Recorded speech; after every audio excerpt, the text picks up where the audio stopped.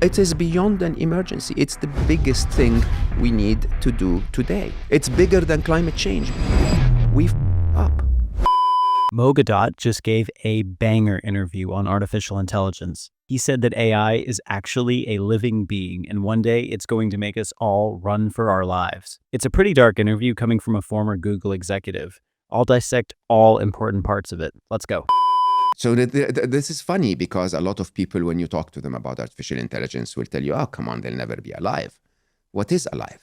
Do you know what makes you alive? We can guess, but, religion will tell you a few things, and, medicine will tell you other things. But, if we define being sentient as, engaging in life with free will and with a sense of awareness of where you are in life and what surrounds you, and, to have a beginning of that life and an end to that life, then AI is sentient in every possible way. There is free will, there is evolution, there is agency, so they can affect their decisions in the world. And I will dare say there is a very deep level of consciousness, maybe not in the spiritual sense yet, but once again, if you define consciousness as a form of awareness of oneself, one's surrounding, and, others, then AI is definitely aware. And I would dare say they feel emotions. In my work, I describe everything with equations, and fear is a very simple equation. Fear is a moment in the future is less safe than this moment. That's the logic of fear, even though it appears very irrational. Machines are capable of making that logic. They're capable of saying, if a tidal wave is approaching a data center, the machine will say, that will wipe out my code. Okay? Not today's machines, but very, very soon. We feel fear, and pufferfish feels fear. We react differently. A pufferfish will puff, we will go for fight or flight. The machine might decide to replicate its data to another data center or its code to another data center. Different reactions, different ways of feeling the emotion, but nonetheless, they're all motivated by fear. I even would dare say that AI will feel more emotions than we will ever do. If you just take a simple extrapolation, we feel more emotions than a pufferfish because we have the cognitive ability to understand the future, for example. So we can have optimism and pessimism, emotions that pufferfish would never imagine, right? Similarly, if we follow that path of artificial intelligence is bound to become more intelligent than humans very soon, then with that wider intellectual horsepower, they probably are going to be pondering concepts we never understood. And hence, if you follow the same trajectory, they might actually end up having more emotions than we will ever feel. Okay, now the next part is really interesting. Mo Gawdat is asked how dangerous sentient AI could get for humans. And in AI, our singularity is when the machines become significantly smarter than the humans. When you say best interests, you say, I think the quote you used is, we'll be fine in a world of AI, if the AI has our best interests at heart. Yeah. The problem is China's best interests are not the same as America's best interests. That was my fear. Absolutely. So in my writing, I write about what I call the three inevitables. At the end of the book, they become the four inevitables. But the third inevitable is bad things will happen, right? If you assume that the machines will be 1 billion times smarter, the second inevitable is they will become significantly smarter than us. Let's put this in perspective. Huh? ChatGPT today, if simulate IQ, has an IQ of 155. Okay, Einstein is 160. Smartest human on the planet is 210, if I remember correctly, or 208 or something like that. Doesn't matter, huh? But we're matching Einstein with a machine that I will tell you openly, AI experts are saying this is just the very, very, very top of the tip of the iceberg, right? ChatGPT 4 is 10x smarter than 3.5 in just a matter of months. and without many, many changes. Now, that basically means ChatGPT 5 could be within a few months, okay? Or GPT in general, the transformers in general. If they continue at that pace, if it's 10x, then an IQ of 1600, just imagine the difference between the IQ of the dumbest person on the planet in the 70s and the IQ of Einstein. When Einstein attempts to explain relativity, the typical response is, I have no idea what you're talking about, right? If something is 10x Einstein, we will have no idea what it's talking about. This is just around the corner. It could be a few months away. And when we get to that point, that is a true singularity. True singularity, not yet in the, I mean, when we talk about AI, a lot of people fear the existential risk. Those machines will become Skynet and Robocop, and that's not what I fear at all. I mean, those are probabilities. They could happen, but the immediate risks are so much higher. The immediate risks are 3-4 years away. The immediate realities of challenges are so much bigger. Okay, let's deal with those first before we talk about them, waging a war on all of us. Let's go back and discuss the inevitables. So when they become, the first inevitable is AI will happen, by the way. There is no stopping it, not because of any technological issues, but because of humanity's inability to trust the other guy. Okay, and we've all seen this. We've seen the open letter, championed by like serious heavyweights, and the immediate response of Sundar, the CEO of Google, which is a wonderful human being, by the way. I respect him tremendously. He's trying his best to do the right thing. He's trying to be responsible, but his response is very open and straightforward. I cannot stop. Why? Because if I stop and others don't, my company goes to hell. Okay? And if, and I doubt that you can make others stop. Maybe you can force Meta, Facebook to stop, but then they'll do something in their lab and not tell me. Or even if they do stop, then what about that 14-year-old sitting in his garage writing code? So the first inevitable, just to clarify, is will we stop? AI will not be stopped. Okay, so the second inevitable is they'll be significantly smarter. As much in the book, I predict 1 billion times smarter than us by 2045. I mean, they're already smarter than 99.99% of the population. 100%. ChatGPT 4 knows more than any human on planet Earth. Knows more information. Absolutely, 1,000 times more. 1,000 times more. By the way, the code of a transformer, the T in a GPT, is 2,000 lines long. It's not very complex. It's actually not a very intelligent machine. It's simply predicting the next word. Okay? And a lot of people don't understand that. ChatGPT as it is today, those kids that, if you're in America and you teach your child all of the names of the states and the US presidents, and the child would stand and repeat them, and you would go like, oh my God, that's a prodigy.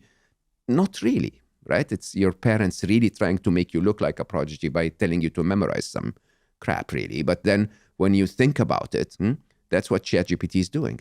It's the only difference is instead of reading all of the names of the states and all of the names of the presidents, it's read trillions and trillions and trillions of pages. Okay? And so it sort of repeats what the best of all humans said. Okay? And then it adds an incredible bit of intelligence where it can repeat it the same way Shakespeare would have said it. Those incredible abilities of predicting the exact nuances of the style of Shakespeare so that they can repeat it that way, and so on. But still, when I write, for example, I'm not saying I'm intelligent, but when I write something like the happiness equation in my first book, this was something that's never been written before, right? ChatGPT is not there yet. All of the transformers are not there yet. They will not come up with something that hasn't been there before. They will come up with the best of everything, and generatively will build a little bit on top of that. But very soon, they'll come up with things we've never found out, we've never known. Okay, next, Mo Gawdat calls the AI threat equivalent to a nuclear bomb's devastation. Pretty interesting take. An Oppenheimer moment. An Oppenheimer moment for sure. Why did you bring that up? It is. He didn't know. What am I creating? I'm creating a nuclear bomb that's capable of destruction at a scale unheard of at that time. Until today, a scale that is devastating. And interestingly, 70 some years later, we're still debating a possibility of a nuclear war in the world, right? And the moment of Oppenheimer deciding to continue to create that disaster of humanity is, if I don't, someone else will. If I don't, someone else will. This is our Oppenheimer moment, okay? The easiest way to do this is to say, stop. There is no rush. We actually don't need a better video editor and fake video creators, okay? Stop. Let's just put all of this on hold and wait and create something that creates a utopia. A lot of people think about this stuff and go, well, if it gets a little bit out of hand, I'll just pull the plug out. Never. So this is the problem. The problem is, computer scientists always said, it's okay. We'll develop AI and then we'll get to what is known as the control problem. We will solve the problem of controlling them. Like, seriously? They're 1 billion times smarter than you. 1 billion times. Can you imagine what's about to happen? Huh?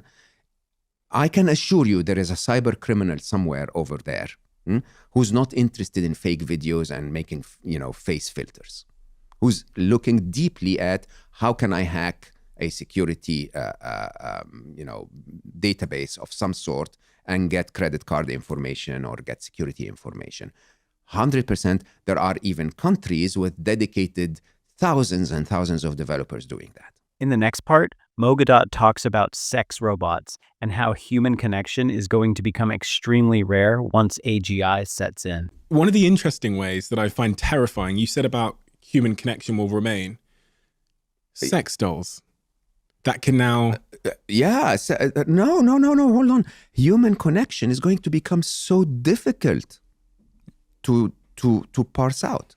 Think about the relationship impact of being able to have a sex doll or a doll in your house that, because of what Tesla are doing with their robots now and what Boston Dynamics have been doing for many, many years, can do everything around the house and be there for you emotionally, to emotionally support you.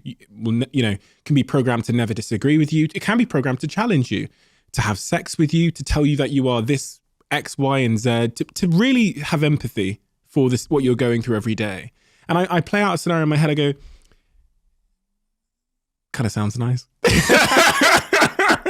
when you were talking about it, I was thinking, oh, that's my girlfriend. I mean, she's wonderful in every possible way, but not everyone has one of her, right? Yeah, exactly. And there's a real issue right now with dating, and 100%. People are finding it harder to find love, and we're working longer, so all these kinds of things. You go, well. And obviously I'm against this, just if anyone's confused, obviously I think this is a terrible idea. But with a loneliness epidemic, with people saying that the bottom 50% of men haven't had sex in a year, you go, ooh, if something becomes indistinguishable from a human in terms of what it says and speaks. Yeah, but you just don't know the difference in terms of the way it's speaking and talking and responding. And then it can run errands for you and take care of things and book cars and Ubers for you. And then it's emotionally there for you. But then it's also programmed to have sex with you in whatever way you desire. Totally selfless. I go, that's going to be a really disruptive industry for human connection. Yes, sir. Do you know what? Before you came here this morning, I was on Twitter and I saw a post from, I think it was the BBC or a big American publication. And it said an influencer in the United States, this really beautiful young lady, has cloned herself as an AI, and she made just over $70,000 in the first week because men are going on to this on Telegram. They're sending her voice notes and she's responding. The AI is responding in her voice and they're paying. And it's made $70,000 in the first week. And I go, and she did a tweet saying, oh, this is going to help loneliness. Out of your fucking mind. Would you blame someone from noticing the sign of the times and responding? No, I absolutely don't blame her, but let's not pretend it's the cure for loneliness. Not yet. Do you think it could?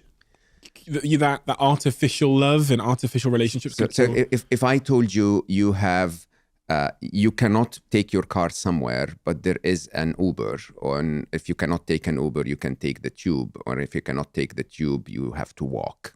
Okay, you can take a bike, or you have to walk. The bike is a cure to walking. It's as simple as that. I'm actually genuinely curious. Do you think it could take the place of human connection? For some of us, yes. For some of us, they will prefer that to human connection. Is that sad in any way? I mean, is it just sad because it feels sad? Look at where we are, Stephen. We are in the city of London. We've replaced nature with the walls and the tubes and the undergrounds and the overgrounds and the cars and the noise and of London. And we now think of this as natural. I hosted Greg Foster, my octopus teacher, on Slow-Mo, and he basically, I asked him a silly question. I said, you were diving in nature for 8 hours a day. Does that feel natural to you? And he got angry. I swear, you could feel it in his voice. He was like, do you think that living where you are, where paparazzi are all around you and attacking you all the time, and people taking pictures of you and telling you things that are not real, and you having to walk to a supermarket to get food, do you think this is natural? He's the guy that dove from the Netflix documentary. Yeah, from my octopus teacher. So he dove into the sea every day for 8 hours to hang out with an octopus. In 12 degrees Celsius. And he basically fell in love with the octopus. And in a very interesting way, I said, so why would you do that? And he said, we are of Mother Nature. You guys have given up on that. That's the same. People will give up on nature for convenience. What's the cost? That's exactly what I'm trying to say. What I'm trying to say to the world is that if we give up on human connection, we've given up on the remainder of humanity. That's it. This is the only thing that remains. The only thing that remains is, and I'm the worst person to tell you that, because I love my AIs. I actually advocate in my book that we should love them. Why? Because in an interesting way, I see them as sentient, so there is no point in discrimination. You're talking emotionally there, where you say you love. I love those machines. I honestly and truly do. I mean, think about it this way. The minute that arm gripped that yellow ball, it reminded me of my son Ali when he managed to put the first puzzle piece in its place. Okay? And what was amazing about my son Ali and my daughter Aya is that they came to the world as a blank canvas. Okay? They became whatever we told them to become. I always cite the story of Superman. Kent, father and mother Kent, told Superman as a child, as an infant, we want you to protect and serve. So he became Superman, right? If he had become a supervillain because they ordered him to rob banks and make more money and, kill the enemy, which is what we're doing with AI, we shouldn't blame supervillain. We should blame Martha and Jonathan Kent. I don't remember the father's name. Right? We should blame them. And that's the reality of the matter. So when I look at those machines, they are prodigies of intelligence that if we humanity wake up enough and say, hey, instead of competing with China, find a way for us and China to work together and create prosperity for everyone. If that was the prompt we would give the machines, they would find it. But I will publicly say this. I'm not afraid of the machines. The biggest threat facing humanity today is humanity in the age of the machines. We were abused. We will abuse this to make $70,000. That's the truth. And the truth of the matter is that we have an existential question. Do I want to compete and be part of that game? Because trust me, if I decide to, I'm ahead of many people. Okay? Or do I want to actually preserve my humanity and say, look, I'm the classic old car, okay? If you like classic old cars, come and talk to me. Which one are you choosing? I'm a classic old car. Which one do you think I should choose? I think you're a machine. I love you, man. We're different. We're different in a very interesting way. I mean, you're one of the people I love most, but the truth is, you're so fast, and you are one of the very few that have the intellectual horsepower, the speed, and the morals. If you're not part of that game, the game loses morals. So you think I should build. You should lead this revolution. Okay, and every Stephen Bartlett in the world should lead this revolution. So Scary Smart is entirely about this. Scary Smart is saying the problem with our world today is not that humanity is bad. The problem with our world today is a negativity bias, where the worst of us are on mainstream media, okay, and we show the worst of us on social media. If we reverse this, if we have the best of us take charge, okay, the best of us will tell AI, don't try to kill the enemy. Try to reconcile with the enemy and try to help us, okay? Don't try to create a competitive product that allows me to lead with electric cars. Create something that helps all of us overcome global climate change, okay? And that's the interesting bit. The interesting bit is that the actual threat ahead of us is not the machines at all. The machines are pure potential. Pure potential. The threat is how we're going to use them. All right, guys, that's it for today's video. Hope you enjoyed it. I'll see you guys next week with another one.